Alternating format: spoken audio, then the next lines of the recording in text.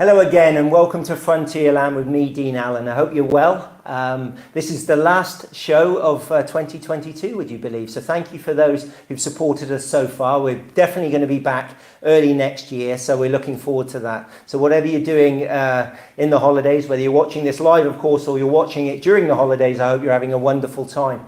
Tonight we are going to speak to an inspirational lady. A lot of you will be spending your holidays, I hope, certainly here in South Africa, by the beach or in the ocean. And tonight we're going to discuss what is a very important part of our natural world. But more of that later. Before I go any further, I'd just like to remind you about another thing that I do called Frontierland. That's a podcast that I do in conjunction with Algoa FM, which is here in Port Elizabeth. And we've had some incredible interviews on there. So I know over the holidays and during Christmas, of course, you've got a lot more time to listen to podcasts. So please go and visit the Algoa FM podcast site where you'll see the Frontierland by Dean Allen podcast. And in fact, this week I had the privilege of interviewing a refugee family from the Ukraine when I was back in Slovakia in the summer then. And it's a quite incredible interview. So something a bit like this program, of course, I like to bring the most interesting people for you. And I really hope you enjoy the podcast as you do my show. But anyway, let's bring our guest on. You're going to really enjoy Joanna Wallace tonight.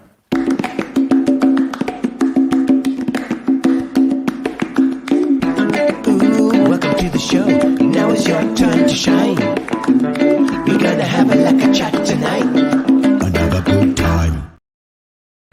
Joe, how you doing? Hi, I'm very good. How are you doing? Nice to see you, and thank you for coming in. Oh, it's a pleasure. Thank you for having me. I understand that, like me, you've fallen in love with Nelson Mandela Bay. You're not from here originally. No, I'm not from here. I'm from Pietermaritzburg originally. So I moved here probably in the beginning of 2021, but got here during COVID at the end of 2020. And yeah, it was a tough transition during COVID, but now this place is so deep in my heart. It's so special here. I love it. It's incredible, Port Elizabeth, isn't it? It's one of those places that perhaps you're a little bit reluctant at the start, but once you've given it a chance. And yeah. I think certainly for me and my family, we were here for no more than a week, and we knew this was going to be home for a long time. And it's special, isn't it? It's super special here. I get that so much because I moved here from Cape Town and I was a bit hesitant. And then when I got here, this place is just so warm and people are so authentic. Nature's incredible. It just opens up to you and it just blossoms. It's an amazing place. We're going to talk about probably one of its greatest attributes, which is the ocean, as we go on. But before we go into your work, which is so important, I want to find out a little bit more about you. Okay. Cool. So you from Pietermaritzburg, but you travelled around. I know you spent some time in my home country in the UK. Yes. So where did this journey begin, and how did you start working in conservation? Oh, okay. So this is quite a long journey. It's an exciting one, I hope. So I started off. I started studying environmental management. I was in my hometown in Pietermaritzburg, and then I needed to fund the rest of my studies. So I started working on cruise ships for a little while. Hang on a minute, cruise ships. Yes. Okay, so this exotic lifestyle that a lot of us have probably thought about. Is it all it's cracked up to be? Is it hard work? Did you see the world? I saw the world very often just from a porthole. Let's be straight up about that. But I mean, there were stages when I'd wake up in a different country every day. You know, you can't you can have a tough day at work anytime, but if you're having a tough day and one day you're in Bora Bora and the next day you're in Australia, okay, well, probably not that. But you wake up in a different country every day and that's exquisite. That experience is just, it's so developing, it's so eye-opening. Nothing really touches your heart or can change you like things like travel can. Travel's amazing, of course, and it's something we missed out on for the last few years, a lot of us, and that ironically is when you came here. So it was during lockdown that you got this position with the Sustainable Sea Trust, isn't it? Yeah. So I got the position with SST and I moved here from Cape Town. But before that I was living in Johannesburg, before that I was in the UK, so I've made my way around many interesting places over the years. And moving here was something I did for work because I went to a conference that SST was holding in 2019.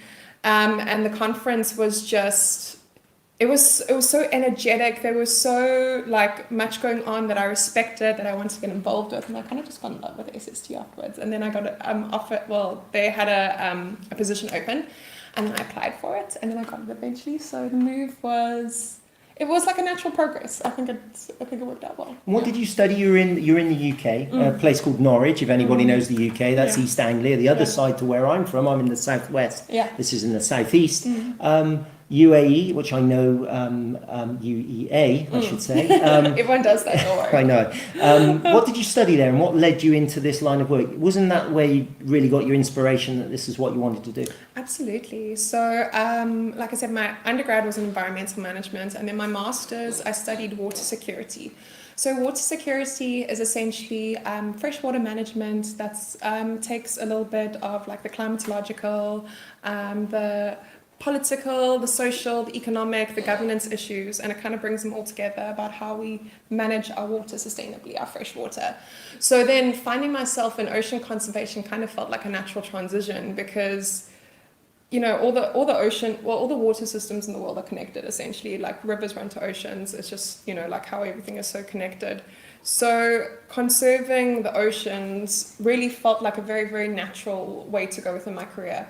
And also, like a lot of work in freshwater, surprisingly, is more orientated towards engineering, and I'm more the people side of things. So working in ocean conservation not only is like what I studied and my interests, but I think it suits my personality, you know, like a bit more. Well, I'm glad that it's brought you here because you're now part of this community, a very important part of this community. And the organisation you represent, it's something I've been aware of since I've been in the Bay. The Sustainable Seas Trust, of course, was founded in 2006 by a gentleman called Tony Ribbink. Quite an interesting character in himself. So, can you tell me a little bit about how it came about and the rationale behind it? Yeah, so like you said, founded in 2006. It was a small, a small trust in Kent-on-Sea. That's where it started, and it was all about ensuring marine sustainability and fighting poverty in coastal communities through education and like skills development. So that's kind of where SST came from, like the ideology of it. But the trust itself was born out of a program called the African Coelacanth Ecosystem Program. I've heard of that, coelacanth. Yeah. So the coelacanth is a fish that we thought was extinct. They call it a living fossil because it's actually alive and it's in the Eastern Cape, and that's where they found it. And they thought it was completely extinct, and here it is, just living its life. So this is a species that thought didn't exist anymore, and they actually discovered it just off our coastline here. 100%. And how was Tony involved in that? Okay, so Tony, you know, like he's had a really wide and extensive career. It's super cool. Tony actually led the African Coelacanth Ecosystem Program, and from him and he's had like a really long career over like 30 years working across different countries within the Western Indian Ocean and in the and the Great Lakes region of East Africa and stuff like that.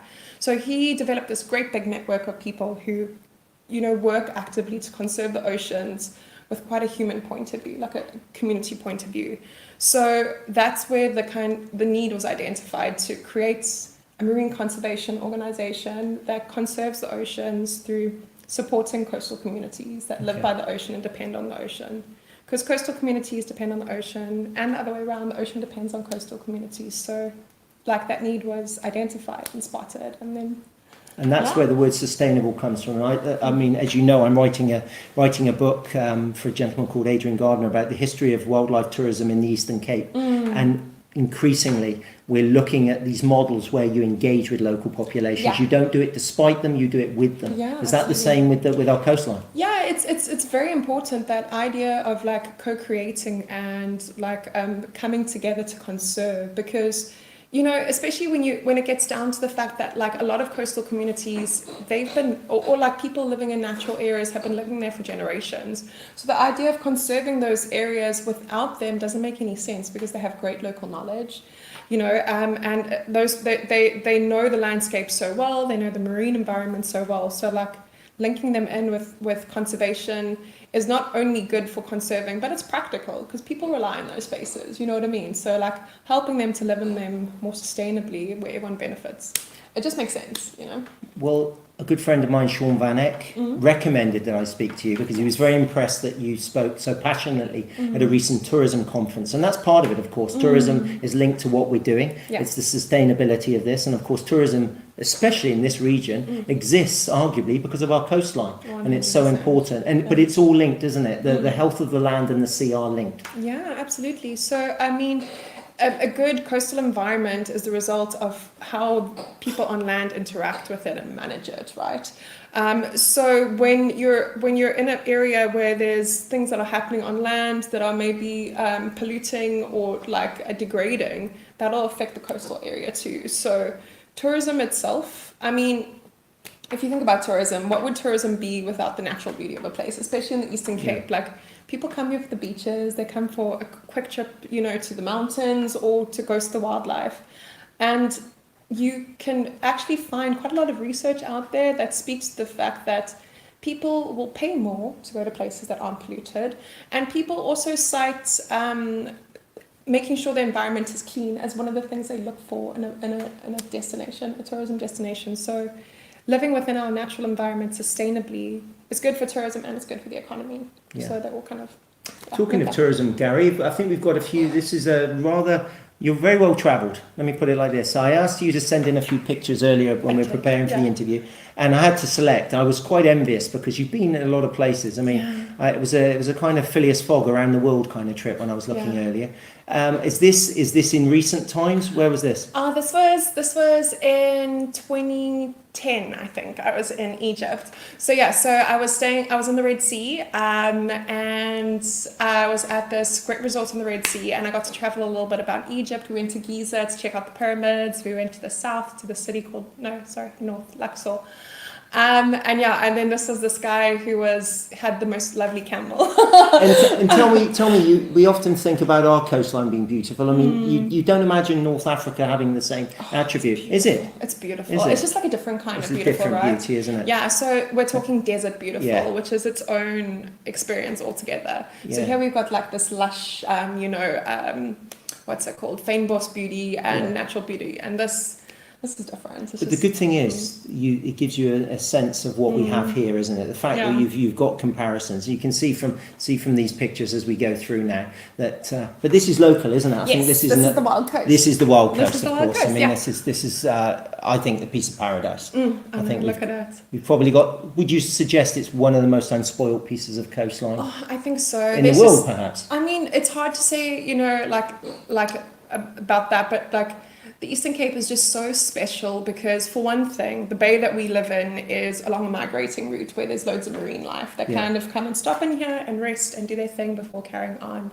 Then we've got all these really untouched landscapes like that where you can just like look for miles and there's no one around. You know, there's just local communities and stuff like that. So it is special here. Like we've got this special like fynbos and vegetation, and then special marine life, and it's all quite undeveloped. So, but I want to just take us back, Gary. Would you just show us the pictures? I think there's a few pictures of you on the cruise line. Now, these are some friends that you've met, obviously along. And how old were you around this time?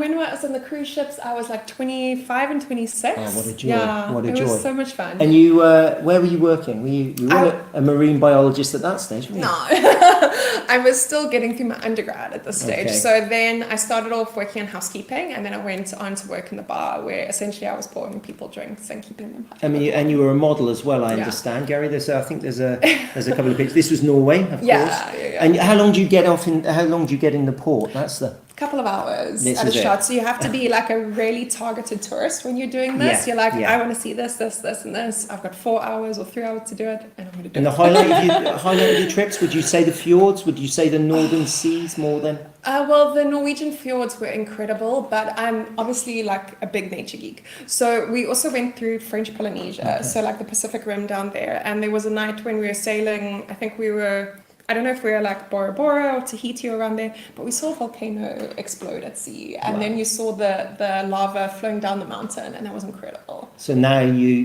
I can see your inspiration. You've seen some of the most beautiful places in the world. Now that we've got people wanting to get on a plane and travel again, let's talk about perhaps some of the challenges we've got. When I was doing my research for today's chat, I couldn't believe some of the stats. Conservatively, they say that we, as a human race, we put over 10 million tons, cubic. Is it 10 million tons? Metric tons is the technical term of plastic into our ocean annually. Now that's a conservative estimate. I Yeah. saw up to 15 million tons Yeah. as well in other thing. That is something that obviously is creating a huge problem. It's something that we're aware of. I know it's Tony Ribbink's mission in life. This is something he has taken on. I know it consumes a lot of what you do at SST. But I'm going to play devil's advocate here a minute, because I'm a historian, and I look back when plastic was created. Does anybody know when plastic was created? Well, apparently modern plastic has only been around since the early 1900s. The date they give is 1907. Okay. But plastic has transformed our life for the better, hasn't it? It's a remarkable material. It's Yeah. cheap, it's pliable, it lasts, but there lies the problem, doesn't it? You literally captured it perfectly. So all the things that make plastic great are also the things that make it terrible when it's in the wrong place. So it's lightweight, it's durable, it doesn't degrade. So these are great things because it changed the way like our supply chains work around the world. You can ship things further and you can keep them packaged in these materials that just last, right? So it's changed the way we consume and the way we live so much and made life way more convenient. But all those things are also the reason why plastic is so terrible, because when it's in the wrong place, essentially when it's in the marine environment or the the land environment, then it's going to last forever. It's going to last until someone removes it, because plastic doesn't biodegrade. Plastic is derived from fossil fuels and from coal. So it's going to last, it doesn't degrade, so it lasts for hundreds of years when it's in the environment.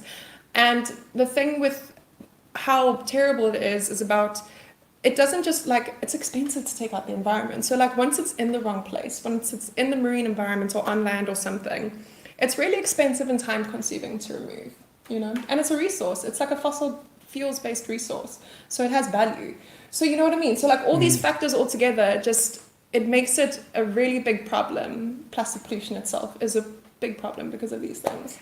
Why is it being focused so much on the ocean? I mean, it's the obvious one, isn't it? We've seen these horrific scenes of all this plastic, absolutely. It seems like it's a sea of plastic almost in certain. I mean, I try to get onto the, off the beaten track beaches here in South Africa, and I don't think I've been on any beach where I haven't seen plastic pollution. It can be a bottle, of course, it can be a container, but then if you look closer, you've got those what they call microplastic, isn't it? And and it's everywhere, and it's certainly along the sea line you can see it. 100%. But why do we focus on the sea as opposed to the land? Is it equally a problem? It is equally a problem, but plastic also gets transported in different pathways like rivers and through the wind. So essentially, so much of it ends up in the ocean just because it gets caught up in a riverway or stormwater drain or in the wind, and then it ends up in the ocean. So we focus on the marine environment because it's more difficult to get to. So because of that, it's more problematic, and because so much of it ends up being transported into the marine environment. That's why. Yeah. And you, when we spoke earlier, you said something. You said this problem starts on land. Of course, it starts on land. That 100%. plastic is, and that's something that you're concerned with your work. Can you tell me what you do specifically to try and address that? Sure. Yeah. So what we do at SST and what I do is we help people to firstly understand the issues around plastic itself, because we're not saying plastic is bad. We know that it's made the world much more convenient, but we're saying plastic in the wrong place is terrible. So what we do is we try to give people the knowledge that they need to make better decisions. So we work with consumers, we work with the public, we work with schools. And we also work with a little bit further up the chain. So we work with government and industry bodies, because ideally what you want is you want people to make better purchasing choices. Yeah. So less single-use plastic would help all of us.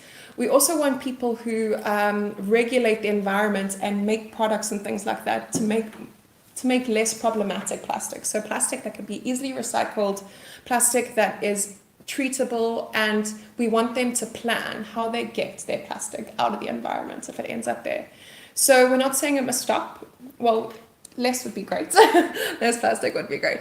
But we're saying let's manage it more sustainably. Let's manage it with the fact that we are making so much of it and it never goes away at the fore of our mind. But it's also, it's an economy behind it as well, isn't it? We were talking earlier, which was, you gave me a stat that studies have shown that a plastic bag, we're trying to outlaw plastic bags with our shopping or whatever, but you said in certain communities, that's not a single-use commodity. Can you explain that? Sure. So this is actually where I work, Dean. I don't think I mentioned that. Like, I'm in the waste economics section. So we make the waste and the plastic economics make sense because there is an economy behind this. So if you ban a plastic bag and you're in a high-income community or high-income area when you do it, that's fine because that bag would essentially probably just get used one time. But if you ban a plastic bag and you're in a community that is more low income or informal, that plastic bag doesn't just get used once. Statistics show it gets used up to 11 times. Wow. So that's not a single-use plastic item anymore. That's, you know, like a bag to take your things to school. That's something very valuable. So doing a blanket ban like that isn't the wisest choice, you know, because you're applying one blanket rule, and that blanket rule doesn't work everywhere. Do you know what the single biggest problem in terms of a plastic item? I mean, is it packaging? Packaging is 100% the biggest. Is it really? The biggest problem item, 100%. And you include in bottles and those kind of things? Yes. That's sort of the whole thing, containers? Yes. Okay. Food packaging is right up there. I don't like the statistics don't talk too much about whether it's packaging or food packaging. Food packaging is right up there though, because very often food packaging gets contaminated. So even if you wanted to do something good with it afterwards, like recycle it or repurpose it, it gets expensive and difficult. So. I would encourage people, I mean, it's a fascinating subject. I would encourage people, please ask questions while we're talking. And we'll pick some up because I want this to be interactive tonight. This is something that really affects us all, that's for sure. Yeah, Wayne, we had Wayne on a couple of weeks ago, of course, and Wayne is very much into the environment and it's very much, very much an important subject. We know that, thank you Alice, we know P is a super special place. We're trying to keep it that way, hence the conversation tonight. Is there a particular issue here in the Eastern Cape as opposed to other parts of South Africa, or are we relatively well off, or can you not separate it? I don't really think you can separate it. I think a lot of the issues that we have within the Eastern Cape with plastic waste and things like that are quite... They're common across the African economy, you know, in different cities. There's different kind of ways that plastic works in different cities. So if you get like a big metropolitan like Johannesburg, recycling is more efficient there because that's where all the recycling centers are. So if we're recycling here in the Eastern Cape, a lot of the time our recyclables will have to be transported up to Joburg for treatment. And having such a long supply chain doesn't make any sense. Like the logistics behind it are just too expensive, too carbon intense, it doesn't make sense. So that issue itself that we have in the Eastern Cape about making the economics of recycling work is a problem largely across Africa because you'll have your metropolitan city in a country, but then afterwards, often the cities around it will be much smaller and the country's big. The continent's a big place. So South Africa's a big country. So those chains to get recycling happening and to get waste treated are really long and really carbon intensive and expensive. So, Gary, I think we've got some images of the kind of thing we're dealing with or trying to deal with here in terms of the graphics you can see. Now, what's the story behind this particular image? Remember we were talking about like how plastic waste is such a big issue in the ocean. This is why. Look at this. This is a river that has a lot of plastic waste caught up in it because essentially it's a pathway to the ocean. So plastic, lightweight, gets caught up in the river and then just goes straight down that. Okay. So and obviously it doesn't matter how far inland, as long as there's a waterway, it will get to the sea eventually. And eventually, as long as it's connected, it'll get there. As long as it doesn't get caught up along the coast. Now you see, this is an estuary. So that often happens where you've got this estuary. It's going into the river. It's a river going into the ocean, and then you'll have a high tide event or like a swelling event, and then the waste will get stuck in sediments and layers on the side there.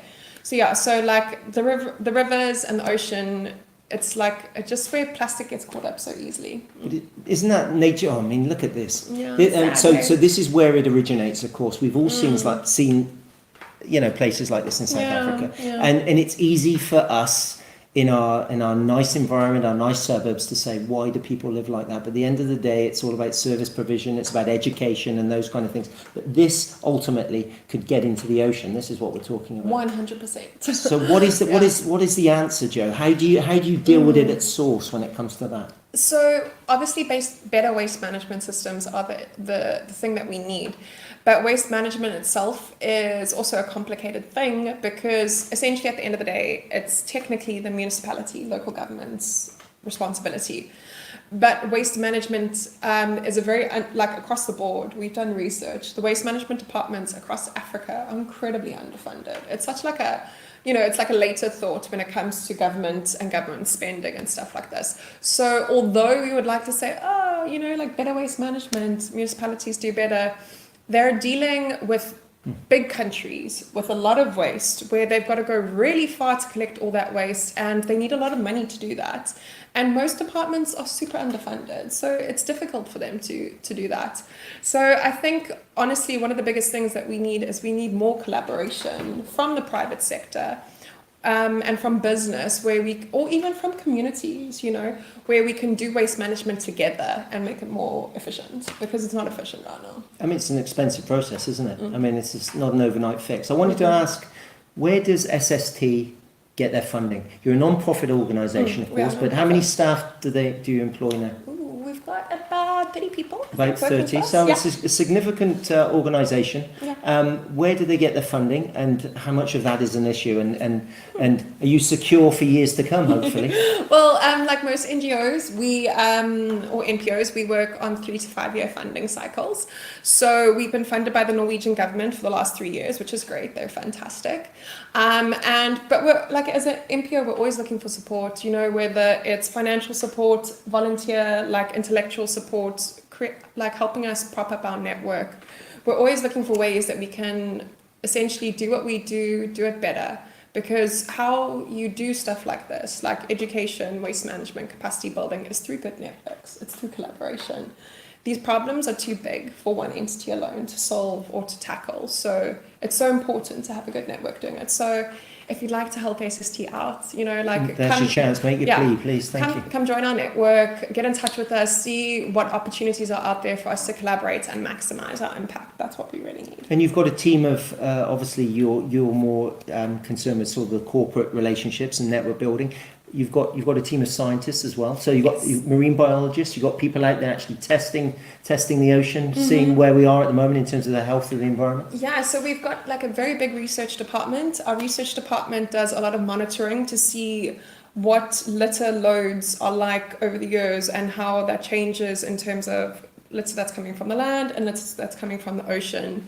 And what they've got a really cool project. They're basically working with 7 countries in the Western Indian Ocean, have harmonized a technique and made it super simple where anyone can monitor what litter is coming into the marine environment and into the coast. And the idea with that monitoring program is that when you've got enough data about this, the litter monitoring data, then you can start to know where to plug the problems and like how to implement solutions. So that's what one of the projects within our research team. The research team also is doing research about microplastics. Tell me about microplastics. This is a term I've heard many times. Yeah. And it's a real problem, isn't it? It's a real problem. Microplastics are a big problem. So let's give you an example to work with. Okay, so think of your gym clothes. You're right, your nice, quick dry gym clothes that when they get wet, they dry really quickly. A lot of the time, those are made with polyester fibers and treated plastic. So the plastic is woven down into something really nice and super smooth, but it's still plastic. It's just nanofibers of plastic. So they're super tiny. And then when you wash them, they get released into the water, right? So washing machines are just doing their little jobs and washing things, and then it releases microplastics. You get microplastics from little pieces of plastic breaking up into smaller pieces of plastic in the environment and just becoming smaller. So microplastics are basically what happens when some size plastic wears down. And microplastics can be so tiny. They've been found within breast milk. They've been found to be able to penetrate the brain. There was a study recently in Antarctica where they were looking down at some of the sediment layers in Antarctica. They found microplastics in Antarctica. Wow. So it's just everywhere, So this is also, again, just what makes it such a big issue. Are you saying that we are part of our being? We are walking around. We've got plastic within our systems. And we didn't ask for this plastic surgery. Yeah, this is what's happening. So it's entirely possible. The research is all still quite new. a lot of the time when you get this research, like I said, about plastic being in breast milk or plastic going into the brain and things like that, it's new research. They're still trying to kind of understand the dynamics of it and how it's happened and stuff like that. But yeah, there's like very much a likelihood that we have plastic in our bodies. Did you ever watch a documentary about Teflon, about a company in America that was making Teflon? Teflon is that coating that makes pans not stick. Yeah. Teflon is a plastic-based product. I wouldn't call it plastic. It's like a rubberized plastic. They say that Teflon is almost like so prolific, it's in every part of the environment, but because it's what like all our non-stick stuff is made out of. Wow. So yeah, so there's so many different applications of plastic or rubber and plastic-derived products that it's very easy to understand why it's in everything. You know, it's everywhere. Yeah, I mean, it's absolutely shocking to me. I didn't realise that my gym shirt was actually plastic. I mean, and when obviously, I mean, when you wash something and it comes into the water, that will go into the system, of course. I mean, the obvious thing is the fish ingest that, we eat the fish. I mean, that's the obvious thing. Yeah. But you're saying that there's even plastic in breast milk. I mean, that is quite horrific. I can't remember where that study was. But if that doesn't make people stop and think, nothing else will. I think sometimes you need to realise, you know, how polluted our world is, and you don't often see it, is it? I mean, it's not the bottle on the beach necessarily that's the problem. It's the stuff you can't see. Yeah, exactly. How, if I can ask then, how do we actually remove? First of all, it's one thing removing plastic from the system, which we won't be able to do. Let's face it, it is everywhere. But how do we actually destroy it? I mean, in terms of there's recycling. I mean, the obvious way would be to burn it, but I understand that has issues as well. It is, yeah. I mean, plastic isn't made to be burnt. It's obviously got a really, really high carbon footprint when you burn plastic. So our greenhouse gas emissions would probably just go through the roof with something like that. So I wouldn't recommend burning it. I think for me, one of the biggest things with plastic is, recycling is an option. It's a good option, but recycling isn't the only option. When it comes to treating plastic, there's other methods of using it to like gain back some of its usefulness. It's a resource. So you can build roads with it. You can build housing, you can build bricks. You know, there's many applications where you can use plastic to do different things that we really need. You know, Africa is a continent where we're kind of lacking in infrastructure in many ways and housing for people.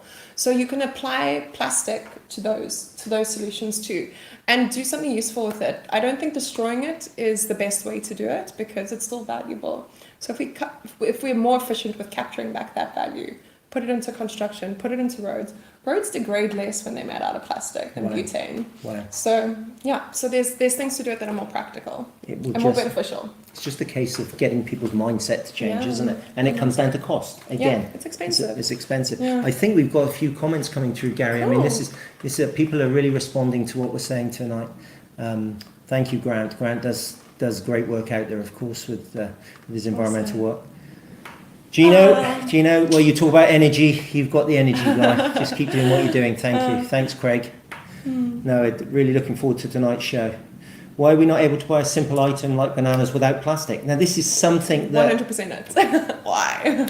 Well, plastic does help things to stay, perishable things to stay fresh for longer. So... plastic is helpful if you're transporting items like bananas really far. But if you're just buying bananas from your local shop who got it from the farmer who's like a couple of kilometers away, they shouldn't be in plastic. They have natural packaging. So that's a great point. Again, what would you suggest, that they actually put a tax or put pricing on this? Is it because it's so cheap? Yeah, it's cheap. It's cheap. That's it. That's it. It comes down to price as well. Here's Wayne, of course. Are there any awareness campaigns for chocoboat fishing industry regarding the effects of pollution? Well, I mean, I think the effects of pollution, especially pollution from sea-based sources, is gaining a big amount of traction these days. Like SST, for example, has got a program where we monitor sea-based sources of waste and try to understand them a bit better. So that actually might be a good way to kind of like get some ideas about how there can be some prevention of pollution from sea-based sources of waste, including chocoboats. So I can always share some resources. Please get in touch. And there's more than enough resources, and that's the important thing about the show.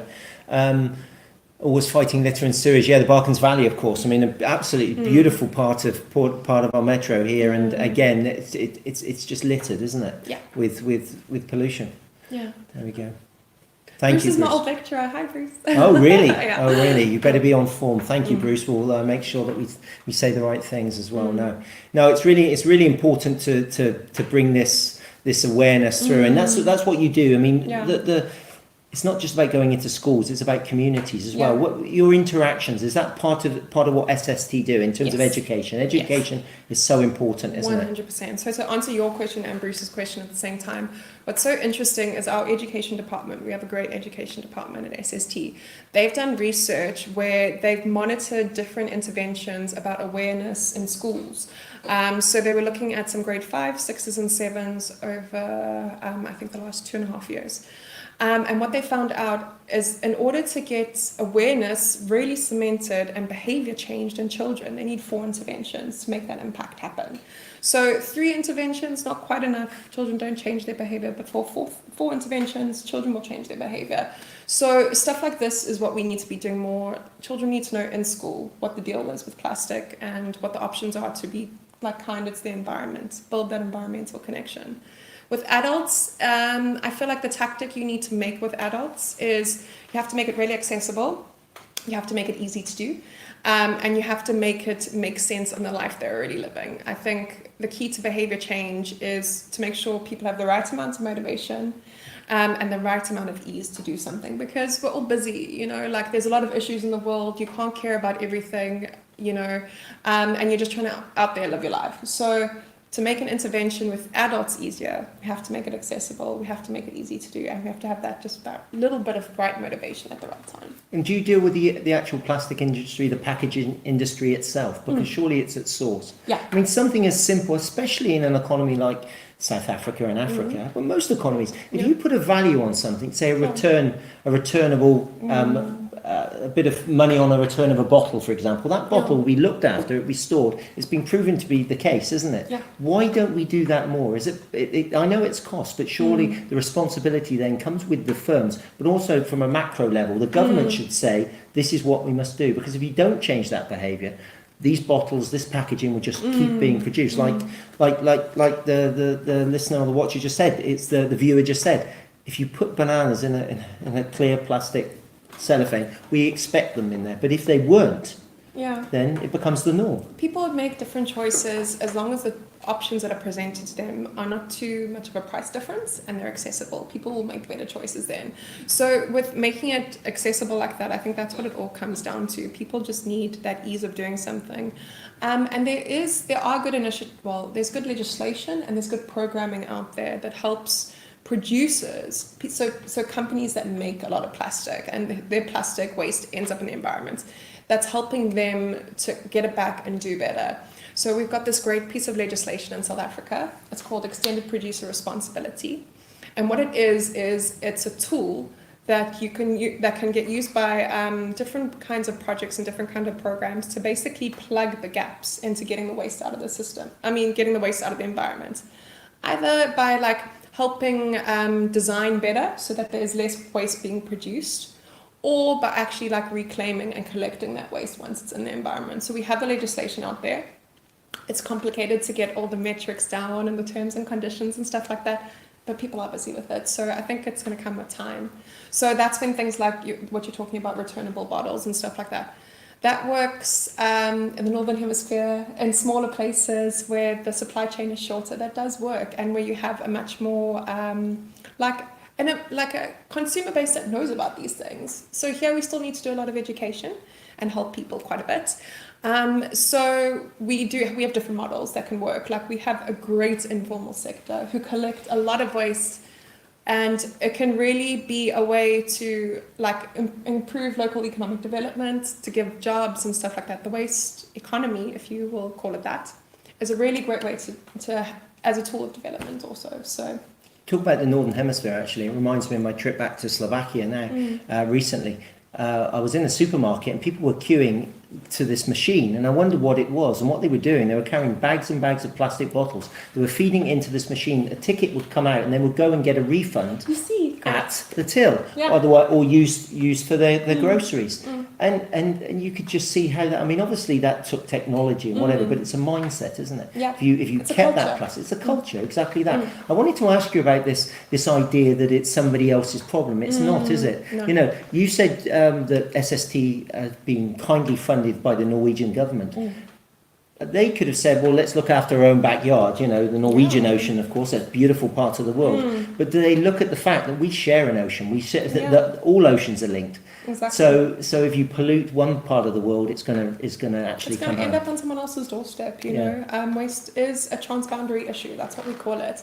Because once it's in the ocean, it's out there, you know. And it's like, it doesn't matter if it was pollution that happened in Durban. That pollution that happened in Durban could end up in Madagascar, or it could end up, you know, up in Tanzania, or just in Cape Town, you know.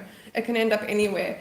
So taking like again, that collaborative effort, that combined effort to take care of our world is so necessary, because it's too big. Like I said, it's just too big to tackle and to be like, oh no, we're just going to deal with our backyard. The issue is way too big. It's impacting us all. We need to like kind of come together.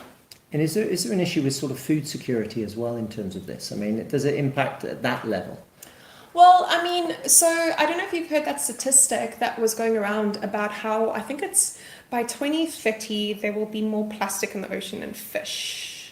Okay, sorry, don't quote me on the specifics of that quote. I should have written it down. But that's a statistic that's going around. Now, that statistic is interesting for two reasons. Because for one thing, it talks about overfishing, because there's going to be less fish in the ocean by 2030 because we're overfishing. And then it talks about the second issue, which is that we're putting so much plastic waste into the environment.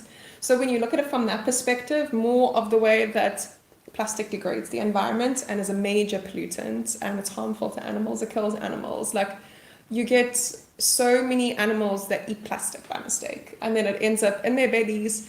And like I said, because it doesn't degrade, the animal will think it's full, but it's not full, and it starves to death because it doesn't look for other food or something like that, or because the plastic will cut up its insides and stuff like that. So yeah, so plastic really can affect livestock, it can affect like wildlife, and it can degrade ecosystems. So Yeah, what's really interesting for me, for a sustainable seas trust, you have as much work on land, because at the end of the day, that's where it starts. I know people probably think that it's ship-based waste that causes it, but not at all. It's actually how that gets into the system, isn't it? Now, you're a very positive lady. I've got to know you over the last week or so in terms of your outlook. You must despair sometimes when you look at the stats. You look at this amazing challenge that not only SST but other organisations face. yeah.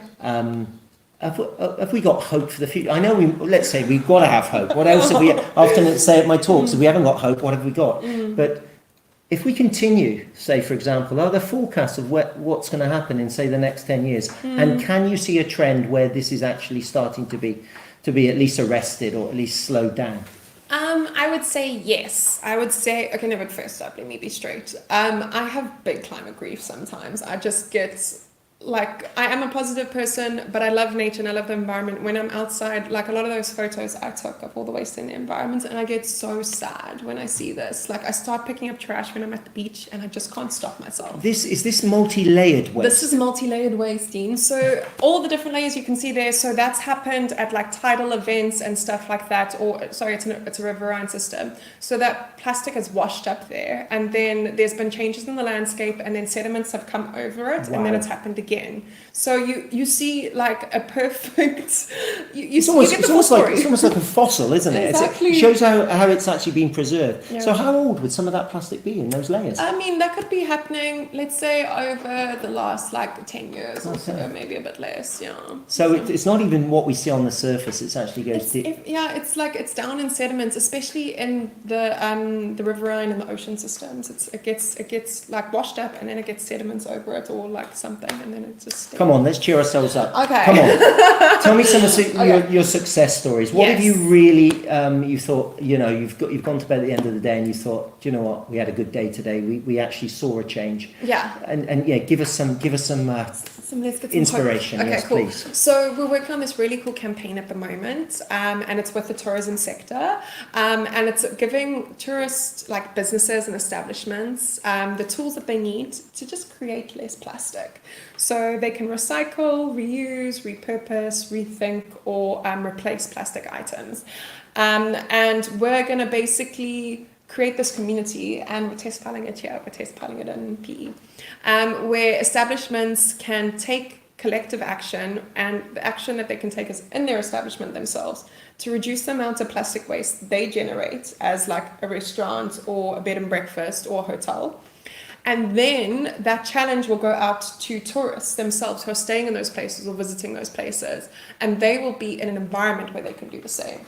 So this campaign is called We Are an NMB. It's a very cool campaign. We're signing up places to be part of it right now. So you can sign up for it if you're a hotel or restaurant or bed and breakfast or anything like that, or you take people out on tours. You can sign up to be part of it.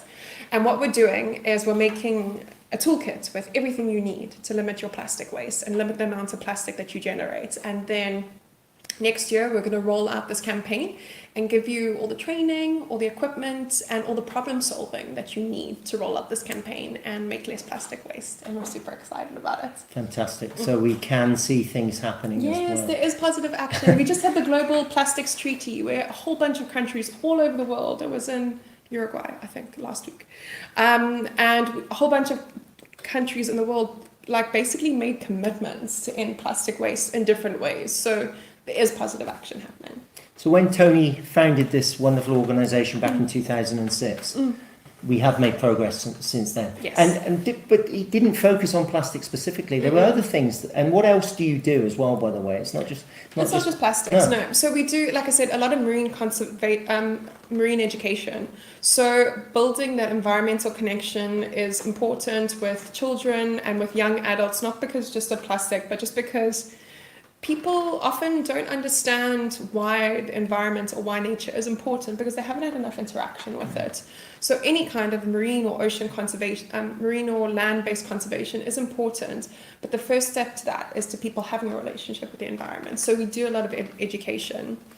We also create a lot of toolkits that can help teachers to do ocean conservation awareness and to build it into their curriculum. We have a great resource online called the African Waste Academy, where we've uploaded a lot of information there that's basically like plug and play, that teachers can fit it into their curriculum and then apply it. So that's really cool. And then we also build networks. So we have a department that's dedicated and a mapping system that's dedicated into basically supplying useful content and to like sharing information and connecting all the different people who are working in ocean conservation around Africa.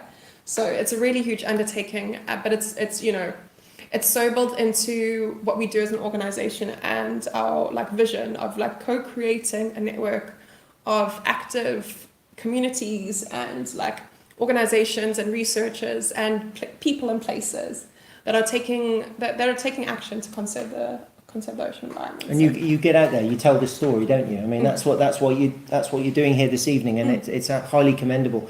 And the communities are important. It's relating in their own language so that they understand it. 100%. And it's got to benefit people. That's the thing, isn't it? Yeah. So where people, if they let's face it, the voluntary sector is huge in any MPO. But where can people get involved in this? I mean, you do the obvious thing is the beach cleanups and things like that. You've talked about doing that. I know we're great in the Bay for that kind of thing. People literally get onto the beach with say plastic bags. Of course, they haven't got plastic bags to clear up the plastic. Yeah. They remove that from the beaches. But what else can they do, and where can they find out more? So we have a volunteers list that you can sign up for beach cleanups and things like that. And we're launching we've got a program that we're really like running with next year called Operation Clean Spots. And what it is we're asking people to sign up to cleaning a spot regularly and then like collecting all their waste and just letting us know like if they have a bag or 2 bags or something so we can track that data. So it's basically like a citizen science program to get people to adopt spots and then clean it on the regular. So we've got this program that's running. You can email our information line and you can become a volunteer. And then once you're a volunteer, then the cleanups are mainly where we get the volunteers. But yeah, you could also adopt a spot and like build a community yourself of people who take action in a little area. So that's also What's your region, Joe? How far is your area do you cover? We work all over Africa. Wow. Yeah, we do. So we work all over the continent. I think the last time, if I remember the statistics correctly, we were working in like 52 African countries. Wow. So we work with decision makers and we work with research organizations and we work with teachers. So we work the whole way across to make sure that the right information, the information that we need is coming in at school level, is coming in at decision making, is coming in with young adults. And we work everywhere.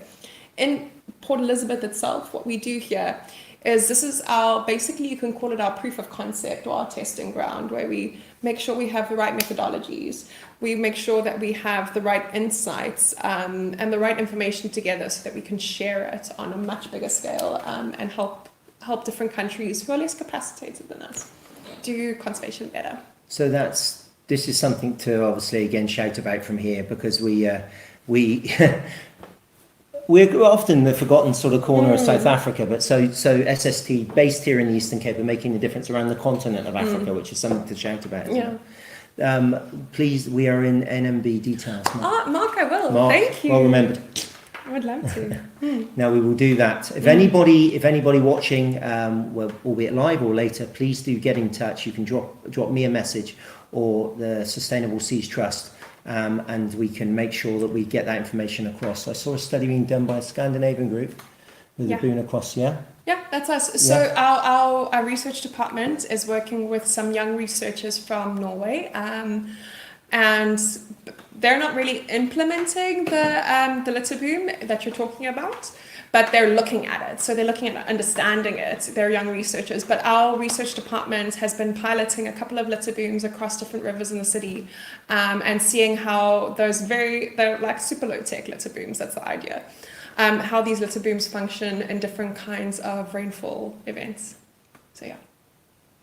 Again, the Spartan study. Yeah, no, that's all very accurate, unfortunately. Yeah. Bruce has also asked. He said, with the communities that you've been working with, have you seen a difference? Yeah, so we've got this project in Motherwell with a community hub actually that we've been working with. Motherwell's in the northern part of Port Elizabeth. It's a community around there. It's a big community, and we've been working with this hub since 2020, like us and a whole bunch of other people. And basically, this hub has grown from being a couple of containers where some ladies were working in to recycle waste as a buyback center into this off-the-grid blossoming hub where waste is used for building materials, like aesthetically as well as a little bit inside. And this hub is educating children around the community in Motherwell. And we're in the stages now of trying to help them like basically amplify the work that they're doing and do it on a little bit of a bigger scale. So yeah, we are seeing some progress. It's slow, but it's nice. Should suppliers not be expected to be more proactive in reclaiming waste? Yeah, that's what extended producer responsibility is all about. That it's about suppliers, the people who generate the waste, who make the products, who put them on the market, basically paying into the pot so that their products can be claimed back fairly or designed differently so that there's less waste in the environment. That's what it's about. Thank you, Bridget. Thanks, Bridget. It's again, it comes back to this two things: education and money. At the end of the day, isn't it? 100%. Isn't it? So I mean, all I can say is you're an absolute. There's a link that Gino's included there. Thank you, Gino. You're an inspiration, and your colleagues at SSTR, and I know it's an organisation I've been aware of since I came here. So I'm glad we've got round to that. And then please, if anybody out there can help, or have got any good ideas, of course, please do get in touch. And what are you going to be doing for the holidays? Are you staying around? Are you going to be swimming in the ocean? That's 100%. I can't wait until I'm free to just be a beach bum. So, Dean, when I was looking at photos, looking for my photos to show you about like the travel and what I've done before, I struggled to find photos that weren't of me at the beach, often with a beer in hand. So I'm like, that's not really the identity I want to be putting out there. But yeah, definitely at the beach. I'm going to go up to Kenton-on-Sea, and I think just travel. Like, I don't know the Eastern Cape as well as I'd like to, so I'm going to travel around and check out some of the cool towns. You must enjoy our region. It's absolutely stunning. I think Yeah. I think we are privileged, and we're looking forward to just staying put. Everybody takes off. This is the place where people come to. So we actually live in one of the most beautiful parts of South Africa, if not the world, actually. So thank you, Gino. Living up to your expectations there. Thank you. Brilliant. So listen, ladies and gentlemen, I'd just like to say I'm sure Joe would agree with me here. Thank you so much for your input tonight. It's been a pleasure presenting this again, and we look forward to bringing another show in the new year. So whatever you do, have a happy holidays, be safe, but enjoy our natural world, which is the most important thing. And I look forward to seeing you in 2023.